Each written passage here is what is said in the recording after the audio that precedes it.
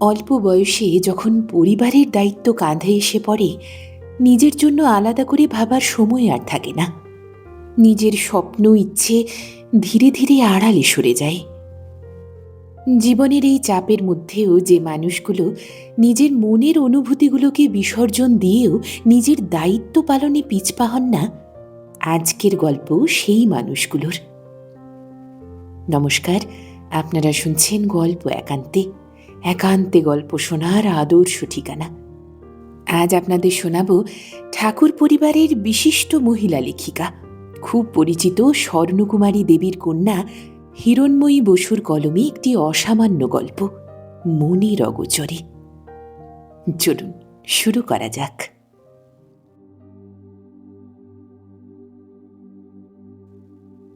অনেক দিন পরে দেখা হলো, তাই না? শিপ্রা নিজেকে একটু সহজ করতে চাইল। অমিও খুব মনোযোগ দিয়ে লক্ষ্য করছিল শিপ্রাকে। একটু থমকে একটু হেসে বললে, অনেক দিন নয়, অনেক বছর পর। তা কোথায় চলেছ এত লাগেজ নিয়ে? অমিও হাসল, বলল, তুমি কোথায় চলেছ? বারে, আমি তো আগে জানতে চাইলাম। আরও আগে তোমার জানতে চাওয়া উচিত ছিল শিপ্রা। ভ্রু কুঁচকে শিপ্রা বললে, হে কি, আমার নাম ধরে ডাকছ কেন? তুমি তো এর আগে চিরদিনই শিপুদি বলতে আমাকে। অমিও বেশ জোরেই হেসে বললে, হ্যাঁ, তা প্রায় বছর 12 আগে। তখন আমার বয়স ছিল 22 আর তোমার 26 কি 27, তাই না? তখন আমি ছিলাম তোমার ছোট ভাইয়ের বন্ধু। সবে কলেজের পড়া শেষ করেছি, আর তুমি ছিলে এখনো স্কুলের নামকরা দিদিমণি। হ্যাঁ, তাতে কি হলো? না, তাই বলছি আর কি। দিদিমণি হিসেবে তোমাকে দিদি ডাকতুম না, কিন্তু তোমার ভাই প্রদীপের খাতিরে ডাকতুম। কিন্তু এখন আমি সো অ্যান্ড সো কোম্পানির প্রোডাকশন ম্যানেজার। পদমর্যাদায় আর বয়সের মর্যাদায় অনেকটা এগিয়ে গিয়েছি। ফরেন ঘুরে এসেছি 2 বার। কাজেই কোনো সংকোচের বেলায় আজ আমার নেই। মানুষের দৃষ্টিভঙ্গি কি পাল্টায় না? দিদি বলবো তুমি আশা করলে কি করে? শিপ্রার চোখের দৃষ্টি পুরো কাঁচের ভেতর দিয়ে ম্লান দেখালো, বিষণ্ণ উদাস সে দৃষ্টি। প্রথম শ্রেণীর সরু টানা বারান্দায় দাঁড়িয়েছিল দুজনে। অনেক মানুষের ভিড়, অনেকের আনাগোনা। যেন একটা মিছিলের শেষ প্রান্তে ক্লান্ত 2 কমরেড পতাকা নামিয়ে নিঃশ্বাস ফেলবার চেষ্টা করছে। শিপ্রা অসহিষ্ণু গলায় বললে, না, এখানে দাঁড়িয়ে কথা বলা যায় না। তুমি আমার কামরায় এসো, পরে গল্প করা যাবে। অমিও আবার উচ্ছল হাসিতে ফেটে পড়ল, বললে, গল্প? দিদিমণি, আপনি বুঝি এখনো আঙুর ফল টক গল্পটা নিয়ে গবেষণা চালাচ্ছেন? নাকি ছাত্রীদের এখন পিটারের ক্রাইস্টকে 3 বার অস্বীকার করার তাৎপর্য বোঝাচ্ছেন? কি ফাজলামি হচ্ছে অমি! যাও, তোমার কামরায় ঢুকে পড়ো, সকালে কথা হবে। বম্বে মেল অনেকখানি এগিয়ে গেল। রাতের গাড়ি, ডিনার প্রায় সকলেই সেরে আসে। তাড়াতাড়ি যে যার কামরায় ছিটকিনি ফেলে শুয়ে পড়ে। শিপ্রার লোয়ার বার্থ, পাশের বার্থে একজন মহারাষ্ট্রীয় মহিলা ছেলেদের দেখতে যাচ্ছেন বম্বের নেভাল হোস্টেলে। উপরের একটা বাঙ্ক খালি, তার ওপরটাতে একজন গুজরাটি অল্প বয়স্কা বিবাহিত মহিলা। কামরার চারপাশে চেয়ে দেখে খুব আরাম পেল শিপ্রা। আর যাই হোক, বেশি কথা বলতে হবে না, নিরিবিলি নিজের মধ্যে থাকতে পারবে। অনেকগুলো মাসিক পত্রিকা, উপন্যাস আর প্রবন্ধের বই ছিল সঙ্গে। তারই একটা খুলে বালিশে ঠেসান দিয়ে শুয়ে পড়ল শিপ্রা। মনের অগোচরে পাপ নেই, বইটা চমৎকার লিখেছেন ভদ্রলোক। অনেকটা প্রবন্ধের মতো, কিন্তু যুক্তিগুলো যেমন তীক্ষ্ণ তেমনই রসালো। বইয়ের পৃষ্ঠায় আরও এক উপন্যাস কি পড়তে শুরু করল শিপ্রা। সেই জীর্ণ 12 বছর আগেকার সুন্দরী তন্নি শিপ্রা আর বলিষ্ঠ রিজু অথচ লাজুক সেই ছেলেটা, কি যেন নাম তার। ছোট ভাই প্রদীপ আলাপ করিয়ে দিল, আমার বন্ধু অমিয় সেন। সেবার পুরীর সাগর সৈকতে সেই পরিচয় বড় নিবিড়, বড় অন্তরঙ্গ হয়ে উঠল। শিপ্রা বাড়ির বড় মেয়ে, তারপরে আরো 2টি বোন আর ভাই মাত্র 1টি। সেই ভাইয়ের বন্ধু, কাজেই তার আবদারও বড় কম সইতে হলো না। কিন্তু মুশকিল একটা বেঁধেছিল বই কি। শিপ্রাকে রূপসী বলা চলে না হয়তো, কিন্তু চেহারা, রং, অঙ্গ সৌষ্ঠব সব মিলিয়ে সে সুন্দরী। আর সব মেয়েদের ওটা থাকে কিনা জানা নেই, কিন্তু শিপ্রায় তা ছিল। একটা অন্য রকমের আকর্ষণ সকলেই অনুভব করত। শিপ্রা যখন বুড়িতে, তখন তার বয়স অনুপাতে তাকে অনেক ছোট দেখাতো, আর অমিয়কে তার বয়স অনুপাতে অনেক বড় দেখাতো। মানে দুজনকে পাশাপাশি সত্যি সুন্দর মানাতো। কিন্তু ছোট ভাইয়ের বন্ধু, তার উপর শিক্ষয়িত্রী সুলভ মনোভাব, আর বোনেদের বড়, মা বাবার মুখ চাওয়া মেয়ে, সংসারের দায়িত্ব ছিল প্রচুর। সব মিলিয়ে শিপ্রা নিজের মনে কোনো ছবি আঁকতে ভরসা পায়নি। কিন্তু হয়েছে, মনের অগোচরে পাপ নেই। তাই আজ এই কামরায় একাকী বাঙ্কে শুয়ে ওর মনে হচ্ছে, হয়তোবা মনের অগোচরে ওর অন্তর্লোকে কোনো একটা সুখের আদল ধরা পড়েছিল। হয়তো কোনো একজনের সঙ্গিনী হবার বাসনা শক্তির ভেতর সৌন্দর্যলোকের আস্বাদ পেতে চেয়েছিল কিনা সঠিক জানা ছিল না। প্রতিদিন সমুদ্র স্নান যেন বাতিক হয়ে পড়ল। সমুদ্রে যাবার আগে যে ছেলেটি সবার আগে হাত বাড়িয়ে শিপ্রাকে বলতো, শিপুদি তুমি আমার হাত ধরো, আমি আগে তোমাকে ঢেউ খাইয়ে আনি, তারপর সাঁতার কাটবো। চিকচিকে ভিজে বালিতে পায়ের দাগ ফেলে দুজনে এগিয়ে যেত। ছোট ছোট ঢেউগুলো লাফিয়ে লাফিয়ে পার হতো। তারপরে বড় ঢেউ সামনে এলেই অমিয় বলতো, শিপুদি বসে পড়ো, না হলে লাফ দিতে হবে। শিপ্রা সঙ্গে সঙ্গে বসে পড়ত। ওর মাথার ওপর দিয়ে ঢেউটা প্রবল বেগে ছুটে যেত। জল বড় জোর হাঁটু পর্যন্ত। ওরা আরও এগুতো।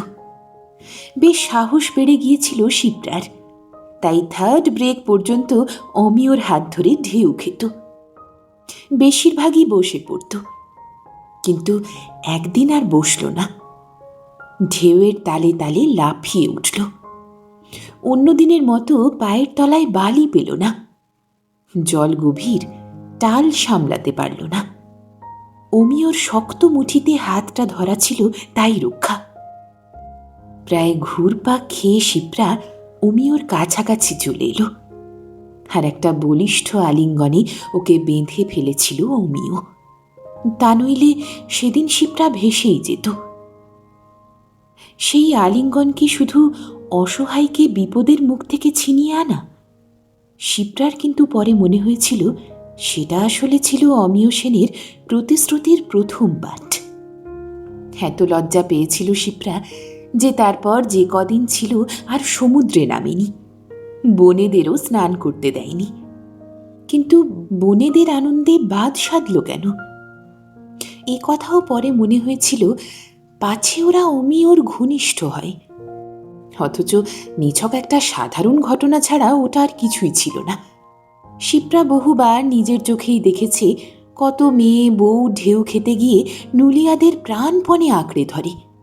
সেটা যদি আলিঙ্গন না হয়, সেটাই যদি দোষ না থাকে, তাহলে স্নানার্থীর কাণ্ডারি হিসেবে অমিয়রও কোনো দোষ ছিল না, শিপ্রারও নয়। তবু সূত্রপাত হলো বুঝি সেই থেকেই। কিন্তু মনের অগোচরে পাপ নেই, তাই শিপ্রাও বুঝতে চাইল না, আর অমিয় সেনও বোঝাবার চেষ্টাও করল না। কলকাতায় ফিরে আবার স্কুল, সংসারে ভাই বোনদের তদারক, সব ভারী বয়ে চলল শিপ্রা।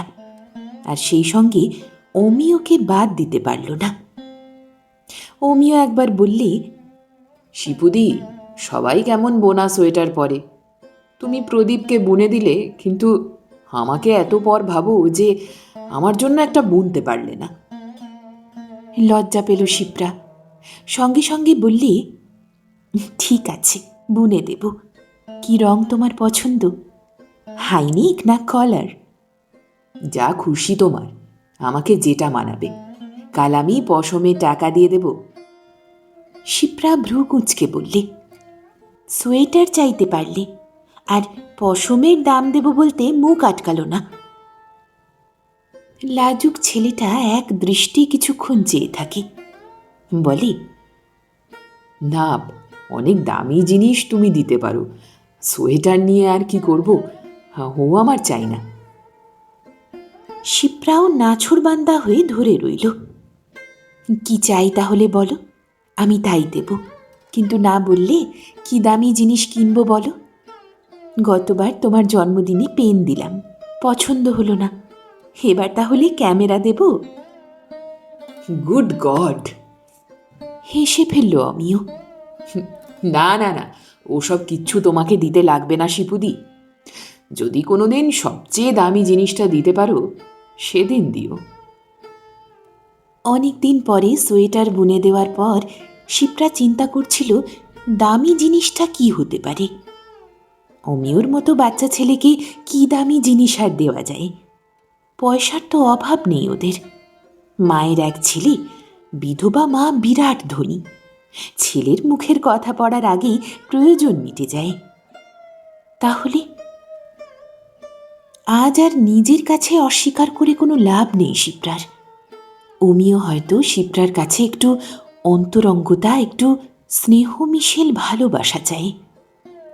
মনে হয়েছিল বটে, কিন্তু ভেতরকার দিদিমণি কড়া চোখে চেয়েছিল। নৈতিক অধঃপতন কখনোই সম্ভবপর নয়। একেই তো ছোট ভাইয়ের বন্ধু, 6 বছরের মতো ছোট, তার স্পর্ধা তো কম নয়।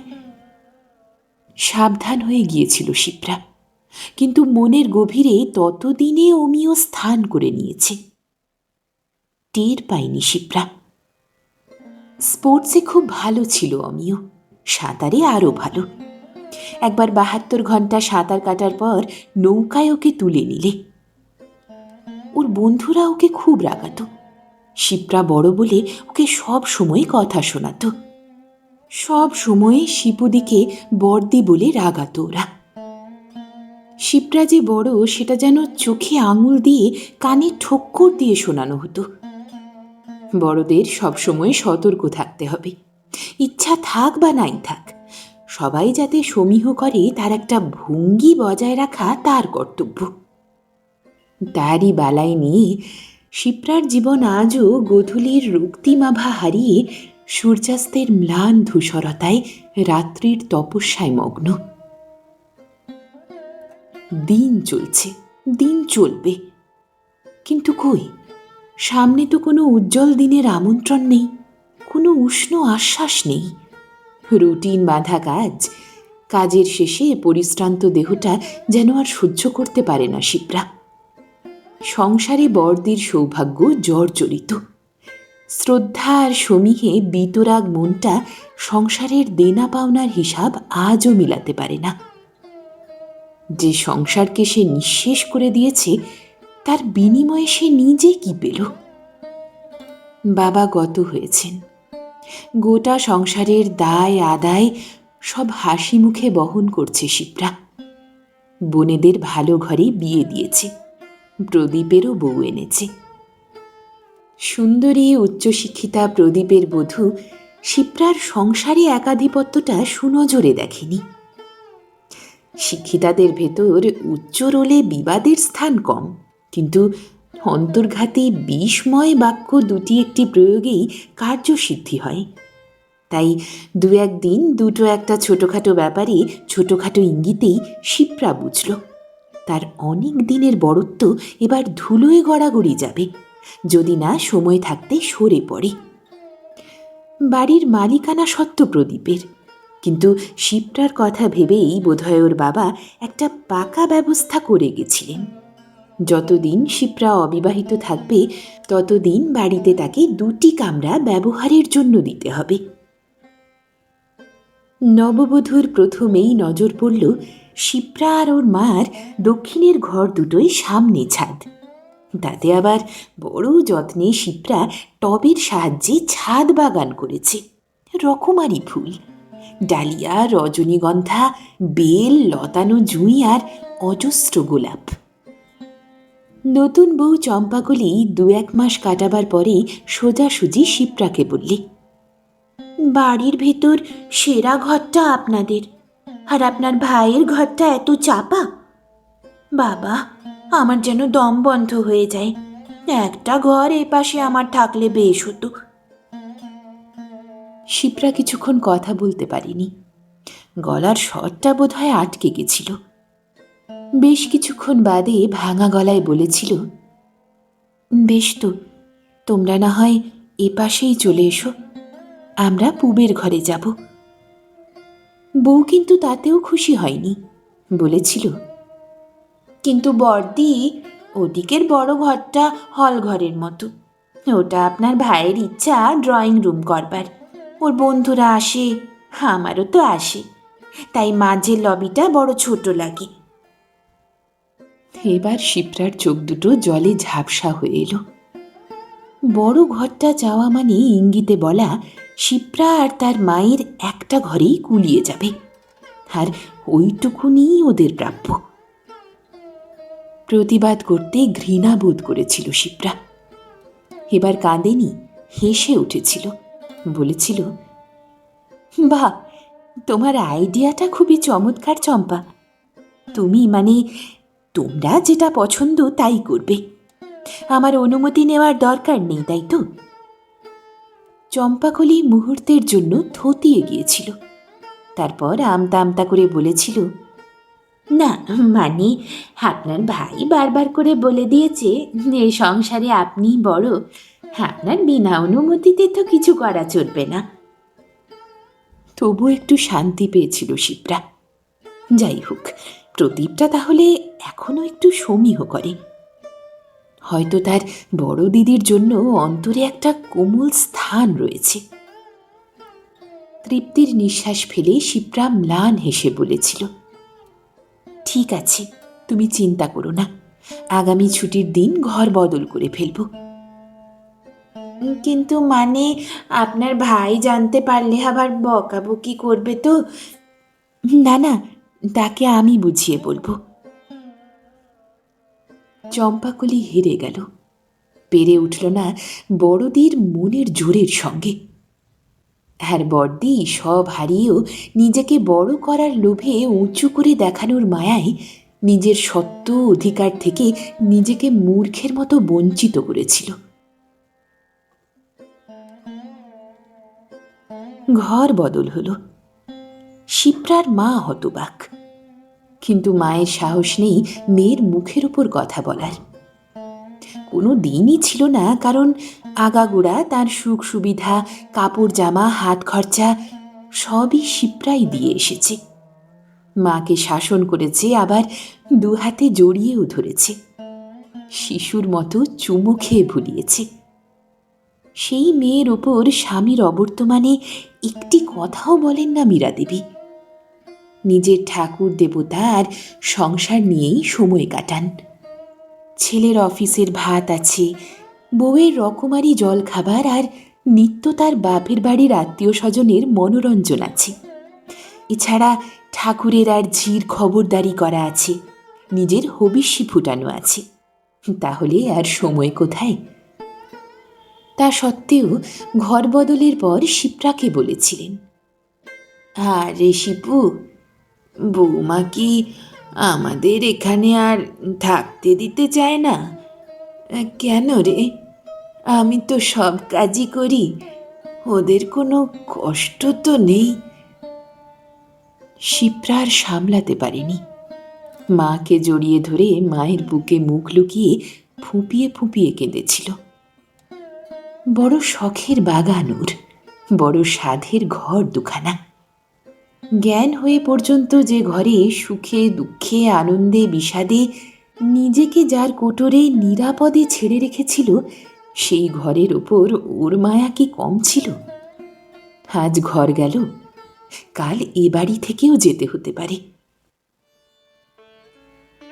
এমনই এক অশান্ত মানসিক দুর্যোগের ভেতর হঠাৎ একদিন ঝড়ের মতো এসে হাজির হলো অমিয়।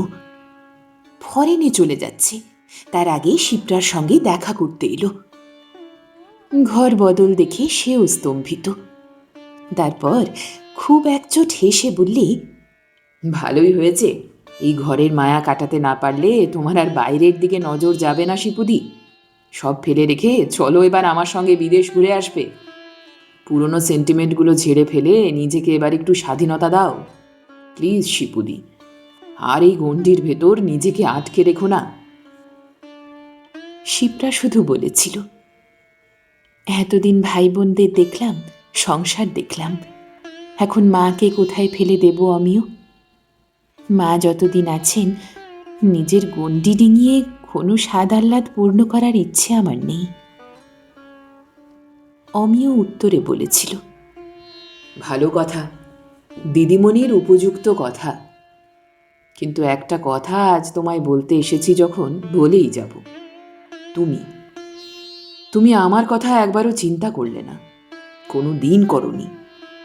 সত্যি বলো তো, তোমার আদর্শের দোহাই দিয়ে বলছি শিপুদি, নিজের বিবেকে হাত রেখে বলো তুমি আমাকে, তোমার ছোট ভাইয়ের বন্ধু ছাড়া আমাকে আর কিছুই কোনোদিন ভাবনি? শিপ্রা অসহিষ্ণু হয়ে বলেছিল, কি বলছো কি? যা সত্যি, যা স্বাভাবিক, যা ন্যায় আর যা সুন্দর, আমি সেই কথাই বলছি। আমার মা তোমাকে প্রথম দিন দেখে কি বলেছিলেন মনে আছে?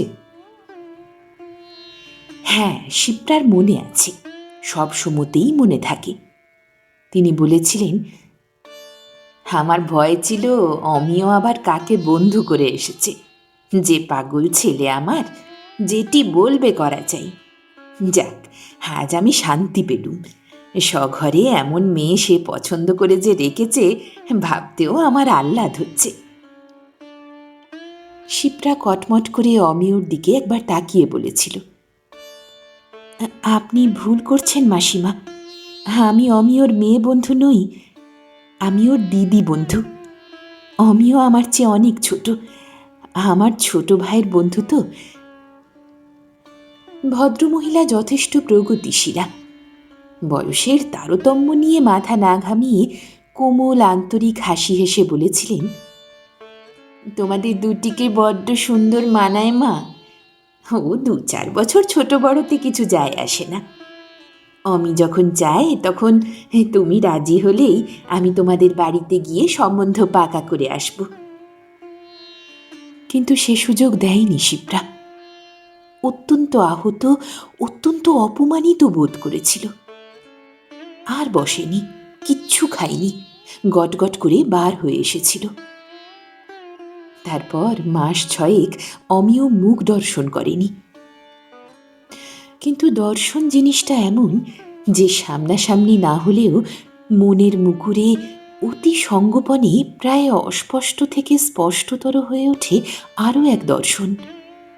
এ দর্শন নিভৃতের, এ দর্শন মানস লোকের, অবচেতনের প্রতিফলন। সেখানে শিপ্রা মানসিক যুদ্ধে পরাজিত।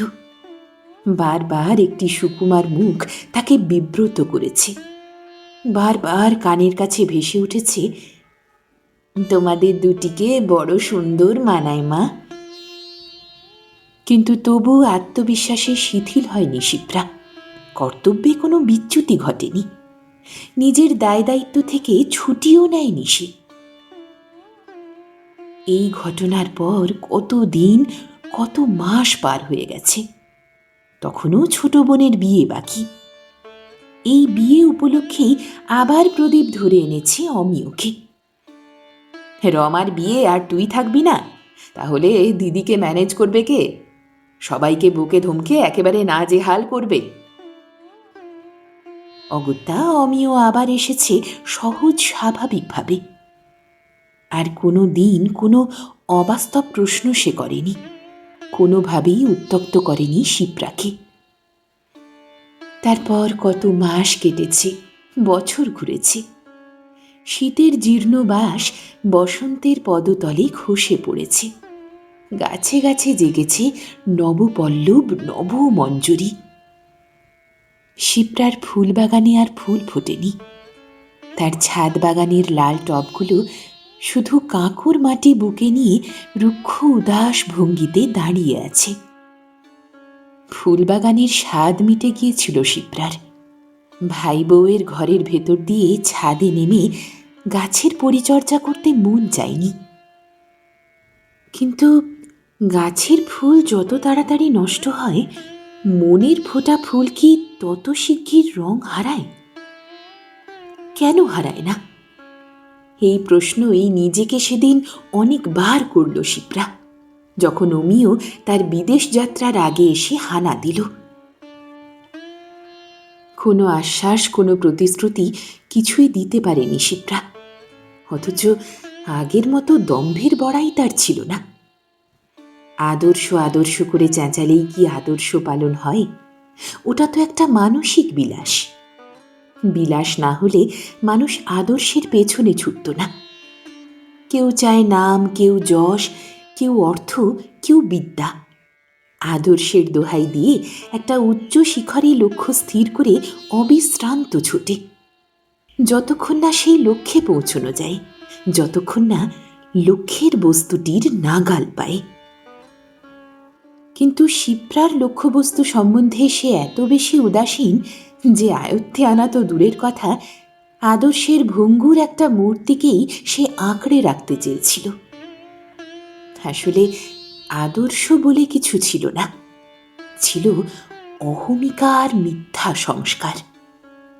আশ্চর্য এই যে শিপ্রা ভেবেছে, অনেক ভেবেছে। ফিলোসফির মাস্টার ডিগ্রি পাশ করেই ক্ষান্ত হয়নি।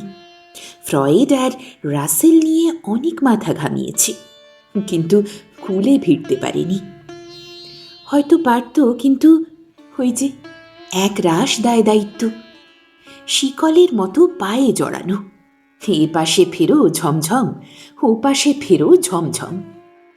বর্দি নামের মাহাত্ম্য আর সবার উপরে অভিভাবকত্ব দুই মিলিয়ে আষ্টে পৃষ্ঠে ওকে বেঁধে রেখেছিল। মন মুক্তি চাইলেও পরিবেশ ওকে মুক্তি দেয়নি।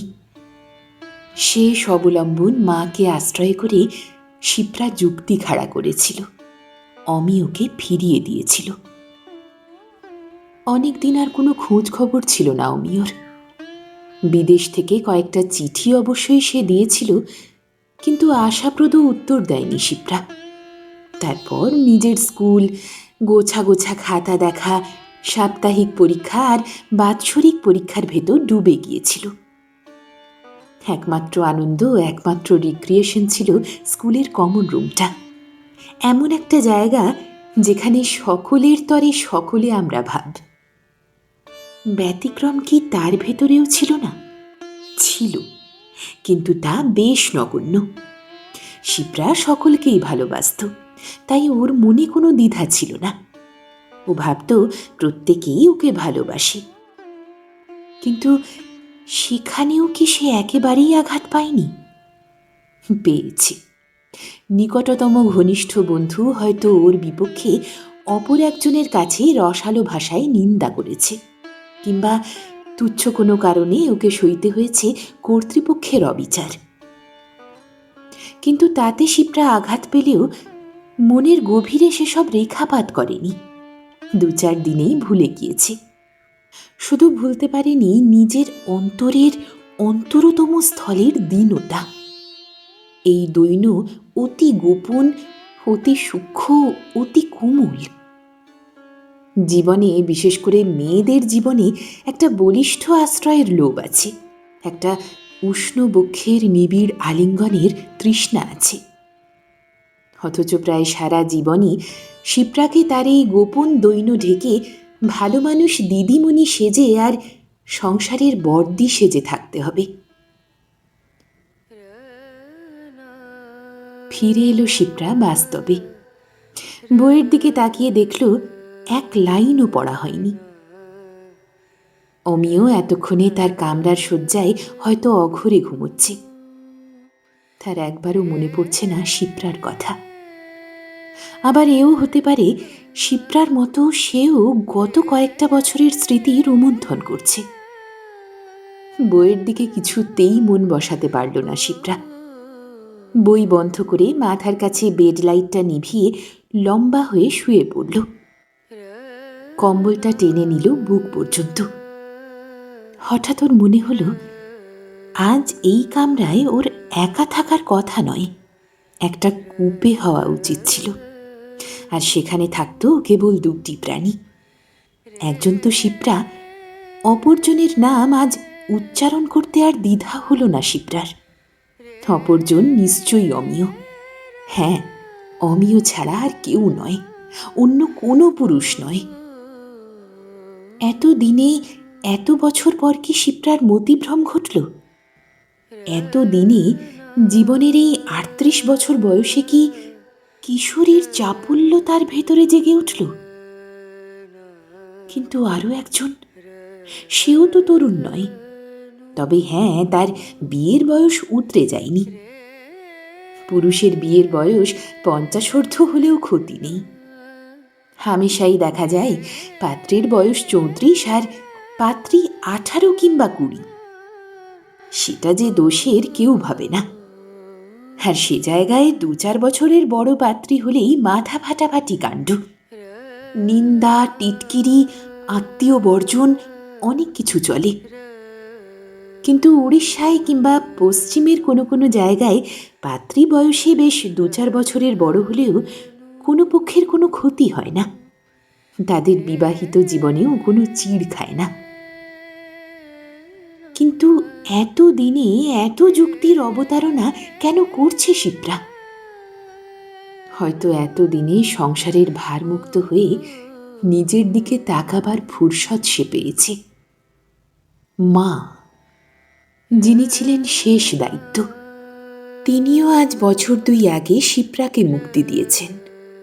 আর সেই মুক্তির আস্বাদ প্রাণ ভরে গ্রহণ করবার জন্যেই শিপ্রা মায়ের মৃত্যুর মাস ২ পরেই মহিলা হোস্টেলে চলে যায়। ঘর ঘর করে যে মায়া, সে তো বহুদিনই কেটে গেছিল।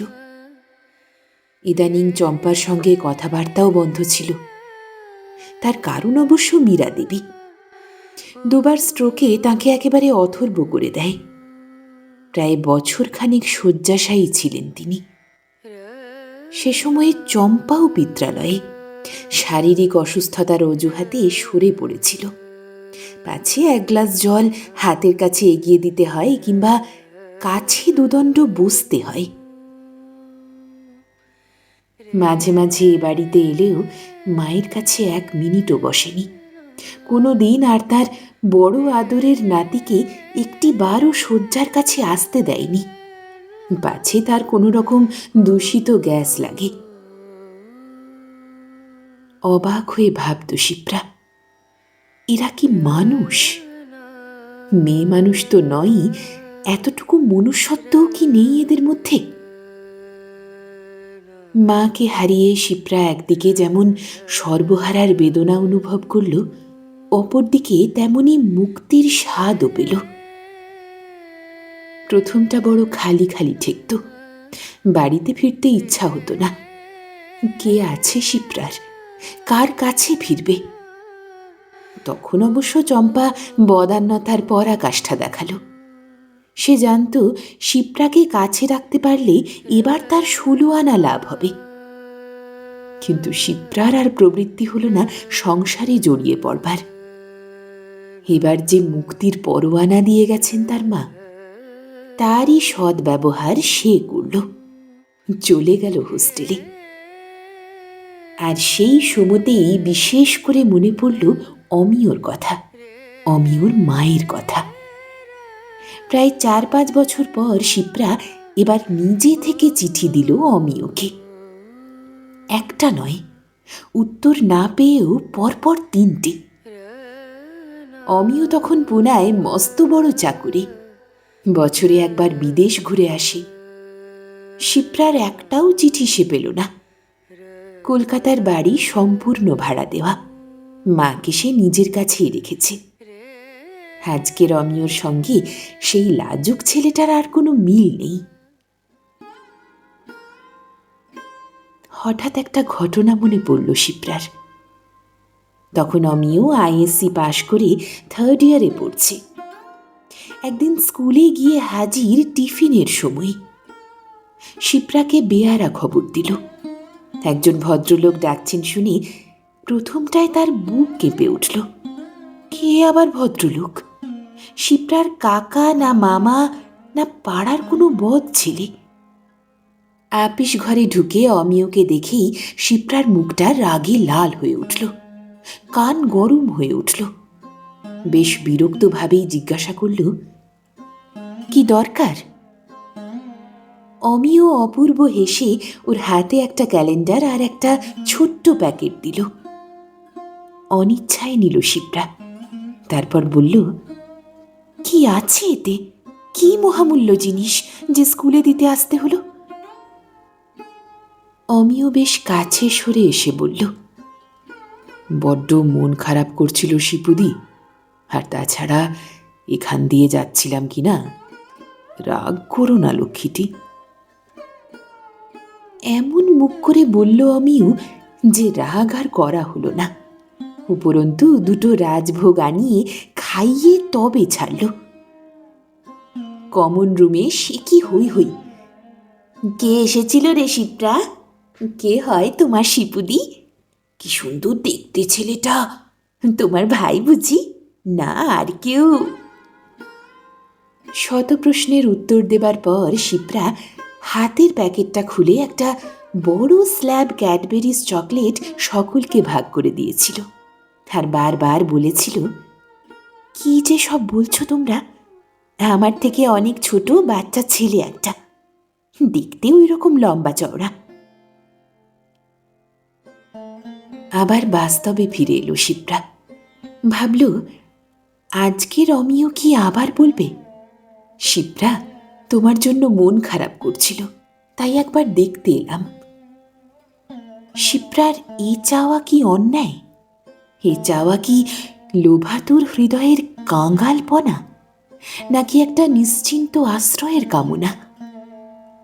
আজ ঠিক এই মুহূর্তে শিপ্রার মনে পড়ছে অমিয়কে। সে অনেক বছর আগে, প্রায় 12 বছর আগে, সমুদ্র সৈকতে তার প্রথম যৌবনের অর্ঘ্য নিঃশেষে দান করেছিল। দৈহিক নয়, মানসিক। দেহ সর্বস্ব মনোবিকার কোনো দিনই ছিল না শিপ্রার, ছিল না অমিয়রও। সেই কারণেই বোধহয় শিপ্রা নিজেকে বুঝেও বোঝেনি, আর অমিয় নিজের সত্য প্রতিষ্ঠা করতে পারেনি।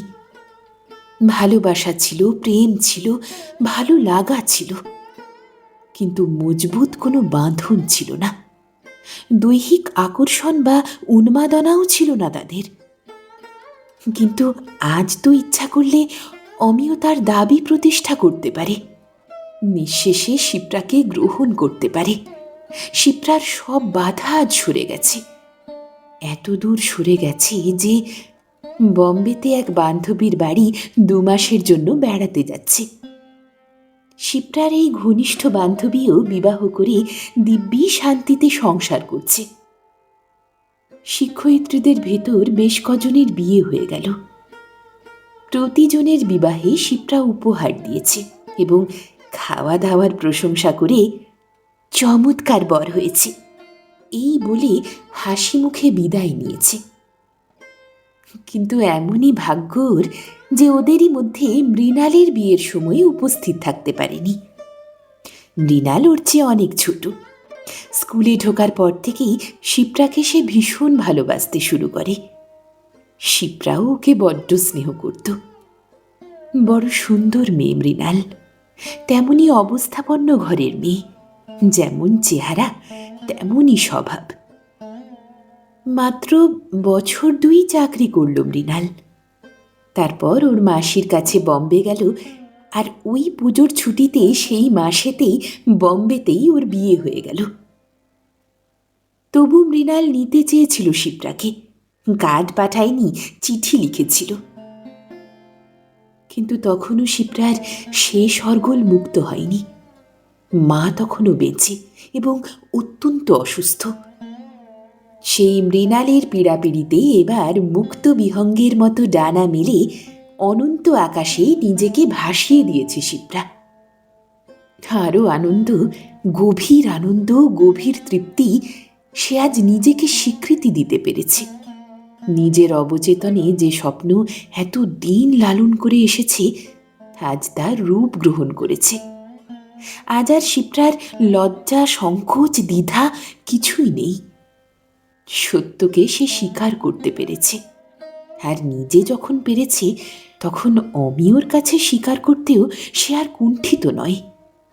এখন শুধু সুযোগের অপেক্ষা। সারাটা রাত এভাবেই বোধহয় শিপ্রা আবল তাবল চিন্তা করে কাটালো।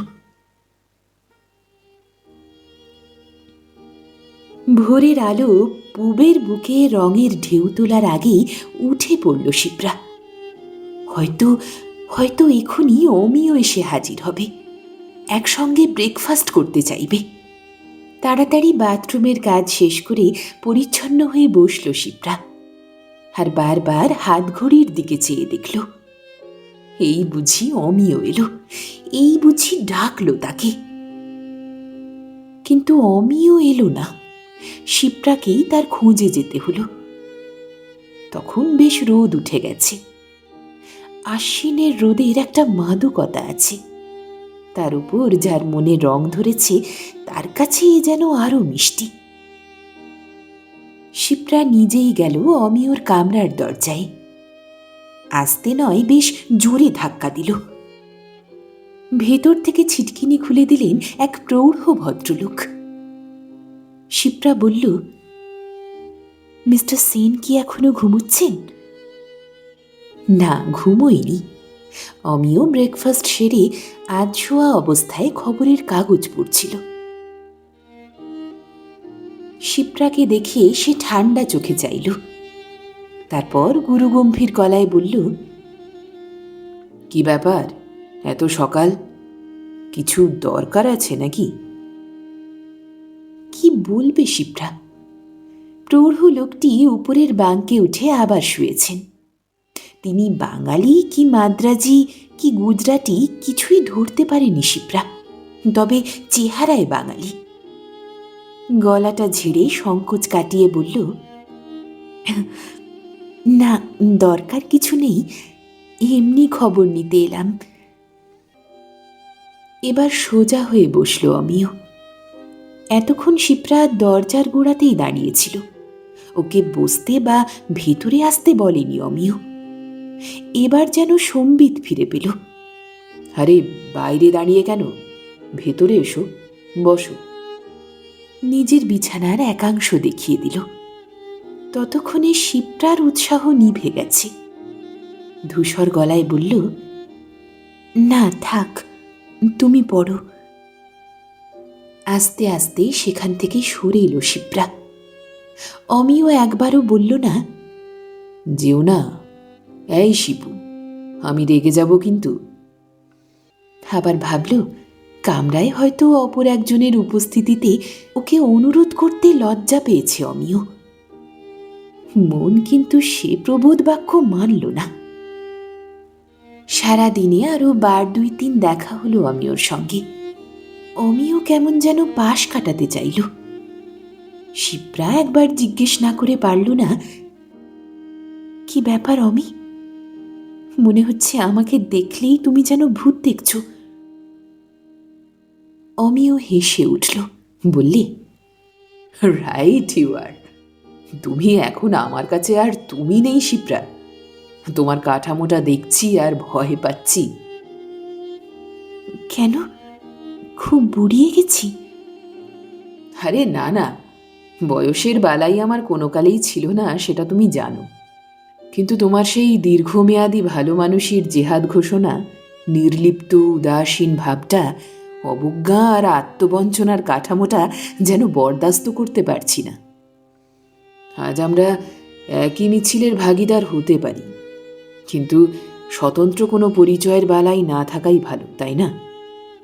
নাও it is too late to reconcile. শিপ্রার মুখটা বড় বিষণ্ণ, বড় পাণ্ডুর হয়ে উঠল। কেন যে অমিয়র সঙ্গে দেখা হলো? কম মানসিক যন্ত্রণা, কম প্রত্যাখ্যান তো অমিয় পায়নি। আজ অমিয়র বলবার দিন এসেছে। বলবে বই কি, তা বলুক, কিন্তু সেই সঙ্গে একটি বার শুধু প্রশ্ন করুক, শিপ্রা, তোমার ভুল কি ভেঙেছে? কিন্তু সে প্রশ্ন একবারও করল না অমিয়। রূঢ় ব্যবহারও করল না, বরং রাতের ডিনার একসঙ্গে খাবার আমন্ত্রণ জানালো। কিন্তু শিপ্রা রাজি হল না। আবার হাসল অমিয়, বলল, ওই তো শিপুদি, আজও তোমার ভয় গেল না? শিপ্রার কানে খট করে লাগল। শিপুদি, সেই আদরের ডাক! কিন্তু কেন, কেন অমিয় শুধু শিপু বলছে না? ও কি বুঝতে পারছে না শিপ্রা কতটা এগিয়েছে? কি করেই বা বুঝবে অমিয়? দীর্ঘ কয়েক বছরের ব্যবধান, কত পরিবর্তন ঘটে মানুষের। তবু অমিয় বম্বেতে নামার আগে শিপ্রার কামরার কাছে এসে দাঁড়ালো। বিছানাপত্তর গুছিয়ে নিতে সাহায্য করল। বলল, তুমি বম্বেতে কদিন থাকবে শিপুদি? আমি অবশ্যই একদিন দেখা করব। নিজেকে এখন বেশ সহজ করে নিয়েছে শিপ্রা। বোর খাওয়া মুখ নলপে ভেঙে পড়লে চলবে কেন? সংসার, গোটা পরিবার যার সঙ্গে চিরকালটা বিরোধ করল, যার মন বলে কোনো জিনিসের অস্তিত্ব স্বীকার করল না, তার কি এত সহজে বিচলিত হওয়া সাজে? শিপ্রা তার ডায়েরি খুলে ঠিকানাটা বলল, সাই সেকশন, অম্বরনাথ। চমকে উঠল অমিয়, বলল, কই দেখি দেখি। তুমি চেনো নাকি ভদ্রমহিলাকে? খুব বড় অফিসারের বউ, ওরাও সেন।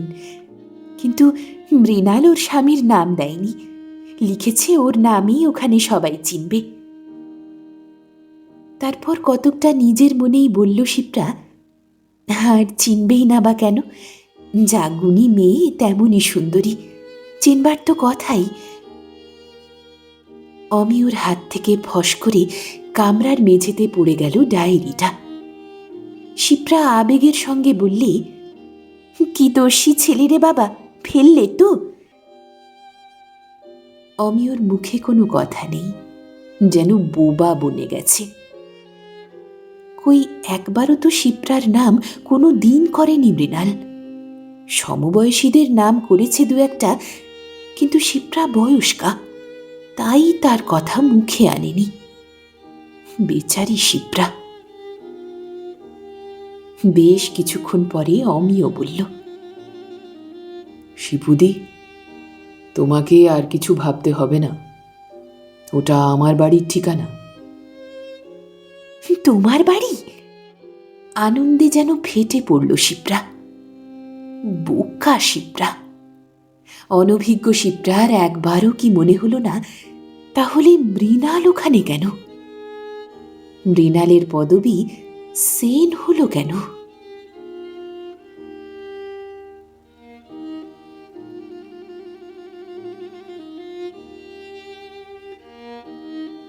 এখানেই শেষ হলো আজকের গল্প।